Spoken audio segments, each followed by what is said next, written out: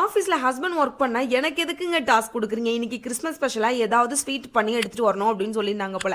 வினோத் உடனே நான் வந்து ஒரு ஸ்வீட் பார்த்து வச்சுருக்கேன், நீ பண்ணித்தரியா அப்படின்னு சொல்லி கேட்டாங்க. சரி நான் பண்ணித்தரேன் அப்படின்னு சொல்லி எடுத்து பார்த்தா வந்து ஸ்னோமேன் மாதிரி இருந்துச்சு, பார்க்கறதுக்கு ரொம்ப அழகாக இருந்துச்சு, சிம்பிளாக இருந்துச்சு. சரி 10 நிமிஷத்தில் நான் பண்ணித்தரேன் வினோத் உங்களுக்காக அப்படின்னு சொல்லி அப்புறம் திங்ஸ்லாம் வாங்கிட்டு வந்து நான் என் வேலையை ஆரம்பிச்சிட்டேன். அதுக்கப்புறம் ஃபர்ஸ்ட் சாக்லேட்டை மெல்ட் பண்ணணும், அதுக்கு ஒரு பாத்திரத்தில் சாக்லேட்டை போட்டுட்டு பார்த்தா தீஞ்சு போயிடுச்சு. சரி நம்பிக்கை விடக்கூடாதுன்னு சொல்லி கிளாஸ் பாத்திரத்தில் மாற்றி இன்னொரு பாத்திரத்தில் தண்ணியை கொதிக்க வச்சு அது மேலே வச்சா பாத்திரம் மாறுதே தவிர அதோட கன்சிஸ்டன்சி மாறவே இல்லை. ஒரு வழியா சாக்லேட் ஃபுல்லா தீஞ்சு போயிடுச்சு. சரி இருக்கிறத வச்சு கிரியேட்டிவா ஏதாவது பண்ணுவோமே, அப்புறம் அரைச்சு வச்சு இந்த ஓரியோ பிஸ்கட் எல்லாத்தையுமே நல்லா உருண்டை பிடிச்சிட்டு இதுக்கு தேவை ஒயிட் சாக்லேட் தானே, நம்மள்ட்ட தான் மில்க் மேட் இருக்கு அப்படின்னு சொல்லி அதை ஒரு தட்டில் கொட்டி அதில் எடுத்து டிப் பண்ணா அது வந்து ஒட்டவே இல்லை, ஒரு மாதிரி பிசு பிசுனே ஒட்டிட்டு இருந்தது.